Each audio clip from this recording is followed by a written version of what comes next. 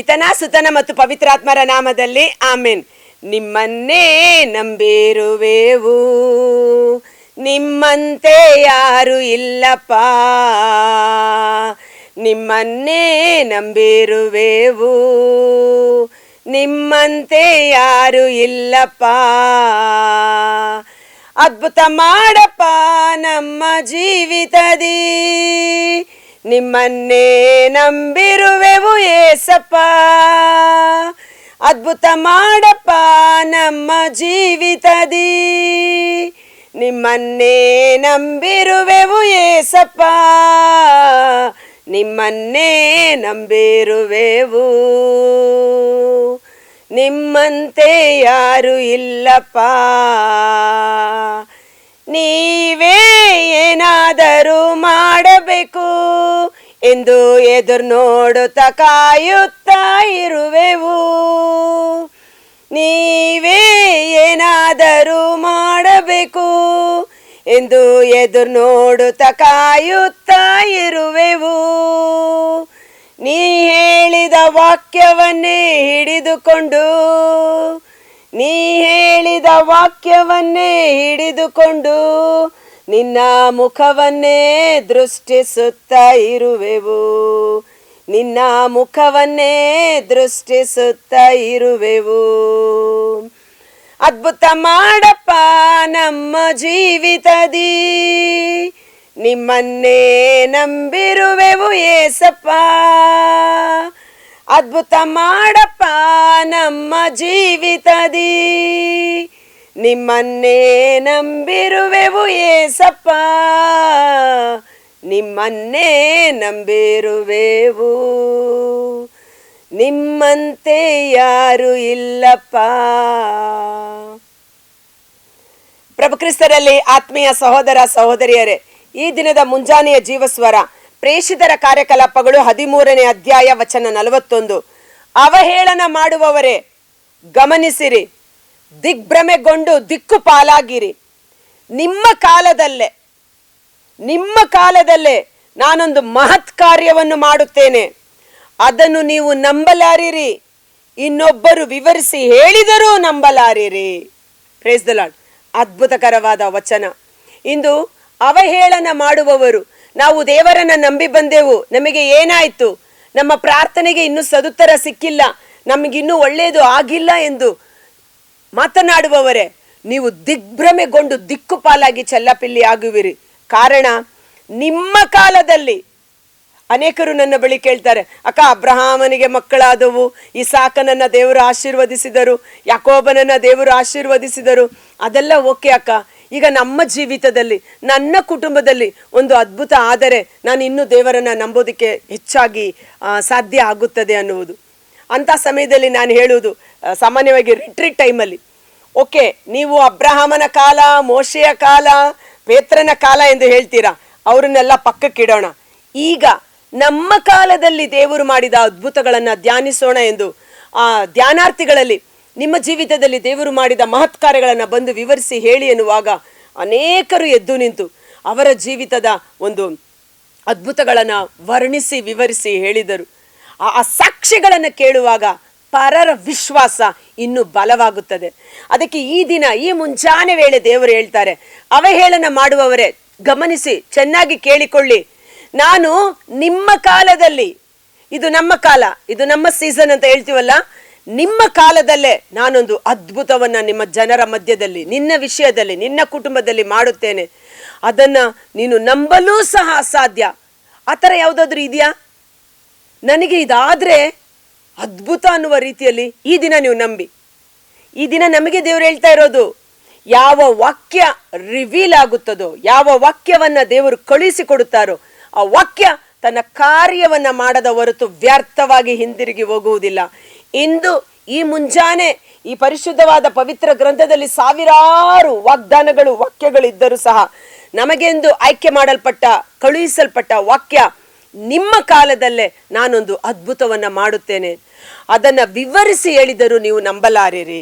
ಅಂಥದ್ದೇನಾದ್ರೂ ನಿಮಗೆ ನಿಮ್ಮ ಜೀವಿತದಲ್ಲಿ ಆಗಬೇಕಾಗಿದ್ದರೆ ಈ ಸಮಯದಲ್ಲಿ ಅರಿಕೆ ಮಾಡಿ, ದೇವಾ ಈ ವಾಕ್ಯವನ್ನ, ನೀ ಹೇಳಿದ ವಾಕ್ಯವನ್ನೇ ಹಿಡಿದುಕೊಂಡು, ನೀ ಹೇಳಿರುವ, ನೀನು ಕಳುಹಿಸಿಕೊಟ್ಟಿರುವ ಈ ಜೀವಸ್ವರದ ವಾಕ್ಯವನ್ನೇ ಹಿಡಿದುಕೊಂಡು ನಾನು ಪ್ರಾರ್ಥನೆ ಮಾಡುತ್ತಿದ್ದೇನೆ.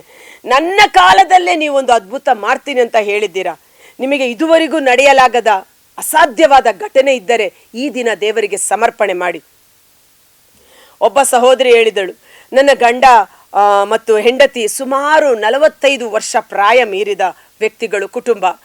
ಆ ಹೆಂಡತಿಗೆ ಸ್ಟಾಫ್ ನರ್ಸು, ಆಸ್ಪತ್ರೆಯಲ್ಲಿ ಕೆಲಸ ಮಾಡುವಂಥ ಸ್ತ್ರೀ. ಸುಮಾರು ವರ್ಷಗಳಾಯಿತು, ಅನೇಕ ಮೆಡಿಕಲ್ ಟೆಸ್ಟ್ಗಳು ಮಾಡಿ ಆಯಿತು, ಇನ್ನು ಮಕ್ಕಳಾಗಲಿಲ್ಲ. ಮಕ್ಕಳು ಆಗ್ತಾರೆ ಅನ್ನುವ ಹೋಪ್ಸ್ ಅಥವಾ ನಂಬಿಕೆಯನ್ನೇ ಅವರು ಕಳೆದುಕೊಂಡರು.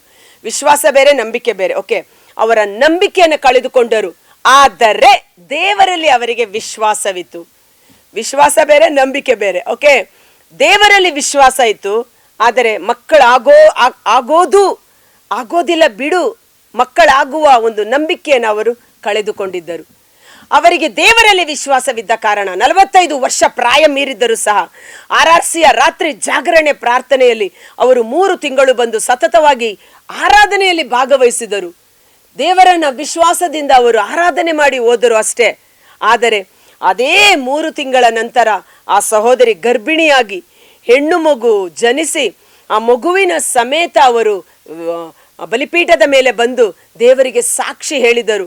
ನಾವು ಈ ವಿಷಯದಲ್ಲಿ ನಮ್ಮ ನಂಬಿಕೆಯನ್ನೇ ಕಳೆದುಕೊಂಡಿದ್ದೆವು. ನಾವು ಜಾಗರಣೆ ಪ್ರಾರ್ಥನೆಗೆ ಬಂದಿದ್ದು ದೇವರನ್ನು ಆರಾಧಿಸೋಣ, ದೇವರಲ್ಲಿ ವಿಶ್ವಾಸವಿದೆ, ನಮಗೆ ಈ ವಿಷಯದಲ್ಲಿ ನಂಬಿಕೆ ಇರಲಿಲ್ಲ ಎಂದು. ಆದರೆ ಅವರ ನಂಬಿಕೆಯನ್ನ ದೇವರು ಉಜ್ಜೀವನಗೊಳಿಸಿ ಅಸಾಧ್ಯವಾದದನ್ನು ಸಾಧ್ಯ ಮಾಡಿ ಇವತ್ತು ಆ ಕುಟುಂಬವನ್ನ ಗರ್ಭಫಲ ಅನುಗ್ರಹಿಸಿ ಆಶೀರ್ವದಿಸಿದ್ದಾರೆ. ಪವಿತ್ರ ಗ್ರಂಥದಲ್ಲಿ ನಾವು ನೋಡ್ತೇವೆ, ಪೇತ್ರ ರಾತ್ರಿ ಇಡೀ ಅವನು ಬೇಟೆಯಾಡಲು ಬಲೆಯನ್ನ ಬೀಸಿ ಒಂದೂ ಮೀನು ಸಿಗದೆ ನಿರಾಶನಾಗಿ ಸೋತು ಕೈಚಲ್ಲಿ ಕುಳಿತ. ಅವನು ಮೀನು ಹಿಡಿಯುವುದರಲ್ಲಿ ಪ್ರವೀಣ. ಯೇಸುವಾದರೂ ಕಾರ್ಪೆಂಟರ್ ಕೆಲಸ ಮಾಡ್ತಾ ಇದ್ದವರು. ಕಾರ್ಪೆಂಟರಿಗೂ ಬೆಸ್ತನಿಗೂ ಎಲ್ಲಿಯ ಹೋಲಿಕೆ?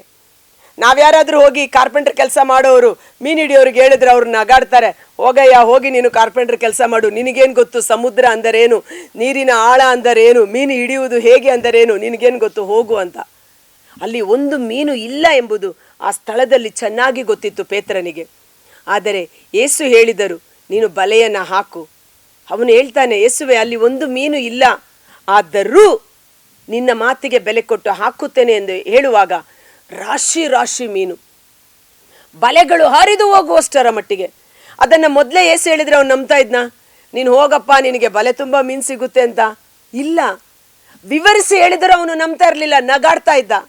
ಅವಹೇಳನ ಮಾಡುವವರೇ ದಿಕ್ಕುಪಾಲಾಗಿ ಹೋಗುವಿರಿ. ಆದರೆ ಅದ್ಭುತವನ್ನು ನೋಡಿದಾಗ ಅವನು ಆಶ್ಚರ್ಯಚಕಿತನಾಗಿ ಯೇಸುವಿಗೆ ಸಾಷ್ಟಾಂಗವೆರಗಿದ. ಇಂದು ನನಗೆ ಈ ವಾಕ್ಯ ಪ್ರೇರೇಪಣೆ ಮಾಡಿದ್ದು, ನಮ್ಮ ಕಾಲದಲ್ಲೇ ನಿನ್ನ ಕಾಲದಲ್ಲಿ ದೇವರು ನಿನಗೊಂದು ಅದ್ಭುತವನ್ನು ಮಾಡುವರು. ಅದು ಹೇಳಿದರೂ ನೀನು ನಂಬಲು ಅಸಾಧ್ಯ. ಅಂತ ಒಂದು ಅದ್ಭುತ ನಿಮಗೆ ಬೇಕಾ? ನಂಬಿ ಕಣ್ಗಳನ್ನು ಮುಚ್ಚಿ ಕರ್ತರಾದ ಯೇಸುವೆ, ಮುಂಜಾನೆ ವೇಳೆ ನೀ ಹೇಳಿದ ಈ ವಾಕ್ಯವನ್ನೇ ಹಿಡಿದುಕೊಂಡು ನಾವು ಪ್ರಾರ್ಥನೆ ಮಾಡುತ್ತಿದ್ದೇವೆ.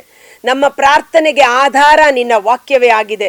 ನಮ್ಮ ವಿಶ್ವಾಸ, ನಮ್ಮ ನಂಬಿಕೆಗೆ ಆಧಾರ ನಿನ್ನ ವಾಕ್ಯವೇ ಆಗಿದೆ. ಸ್ವಂತ ಶಕ್ತಿ, ಸ್ವಂತ ಬಲ, ಸ್ವಂತ ಜ್ಞಾನದಿಂದಲ್ಲ, ದೇವರ ವಾಕ್ಯದಿಂದಲೂ ಪವಿತ್ರಾತ್ಮರ ಶಕ್ತಿಯಿಂದಲೂ ಇದು ಸಾಧ್ಯ ಎಂದು ನಂಬಿ ನಮ್ಮ ಕಾಲದಲ್ಲಿ ನಮಗೊಂದು ಅದ್ಭುತವನ್ನ ಮಾಡಿ ಆ ಅದ್ಭುತಕ್ಕೆ ಸಾಕ್ಷಿಯಾಗಿ ಬಂದು ವಾಟ್ಸಪ್ ಮೂಲಕ ಅಥವಾ ಫೇಸ್ಬುಕ್ ಮೂಲಕ ಅಥವಾ ಕಮೆಂಟ್ ಮೂಲಕ ಅವರು ಸಾಕ್ಷೀಕರಿಸಿ ಈ ಸ್ಥಳದಲ್ಲಿ ಬಂದು ನನ್ನ ಕಾಲದಲ್ಲಿ ದೇವರು ನನಗೊಂದು ಅದ್ಭುತವನ್ನ, ಈ ವಾಕ್ಯವನ್ನ ಕಳುಹಿಸಿ ಮಾಡಿದ್ದಾರೆ ಎಂದು ನಿಮಗೆ ಸಾಕ್ಷಿಯಾಗಿ ಬಂದು ನಿಲ್ಲುವಂತೆ ಅದ್ಭುತ ಕಾರ್ಯ, ಸೂಚನಾ ಕಾರ್ಯ, ರೋಗ ಸೌಖ್ಯಗಳು ಯೇಸುವಿನ ನಾಮದಲ್ಲಿ ಯಾರೆಲ್ಲ ಅದ್ಭುತಕ್ಕಾಗಿ ಕಾದು ನಿಂತಿದ್ದಾರೋ ಅವರ ಜೀವಿತದಲ್ಲಿ, ಅವರ ಶರೀರದಲ್ಲಿ ಈ ಸಮಯದಲ್ಲಿ ಅಭಿಷೇಕವಾಗಿ ಜರುಗಲಿ. ಪ್ರೇಷಿತರು 12 ಮಂದಿ ಶಿಷ್ಯರು ಯೇಸುವಿನ ಪುನರುತ್ಥಾನದ ನಂತರ ಲೋಕದ ಕಟ್ಟ ಕಡೆಯವರಿಗೆ ಹೋಗಿ ಅವರು ಸುವಾರ್ತೆಯನ್ನು, ಶುಭ ಸಂದೇಶವನ್ನು ಸಾರಿದರು. ಪುನರುತ್ಥಾನರಾದ ಪ್ರಭು ಯೇಸು ಅವರೊಂದಿಗಿದ್ದು ಅವರು ಸಾರಿದ ವಾಕ್ಯವನ್ನ, ಅವರು ಸಾರಿದ ಶುಭ ಸಂದೇಶವನ್ನ ಅದ್ಭುತ ಕಾರ್ಯಗಳು, ರೋಗ ಸೌಖ್ಯಗಳು, ಸೂಚನಾ ಕಾರ್ಯಗಳ ಮೂಲಕ ಸಾಕ್ಷೀಕರಿಸುತ್ತಿದ್ದರು. ಈ ವಾಕ್ಯವನ್ನ ನೀವು ಸಾಕ್ಷೀಕರಿಸಿ ಅವರು ಸಾಕ್ಷಿಗಳಾಗಿ ಬಂದು ನಿಲ್ಲುವಂತೆ, ನಿನ್ನ ನಾಮ ಮಹಿಮೆ ಹೊಂದಿಕೊಳ್ಳುವಂತೆ ಅದ್ಭುತ ಸ್ವರೂಪಿಯಾದ ಯೇಸುವಿನ ನಾಮದಲ್ಲಿ ಪ್ರಾರ್ಥಿಸಿ ಬೇಡಿ ಹೊಂದಿಕೊಳ್ಳುತ್ತೇವೆ. ಆಮೇನ್.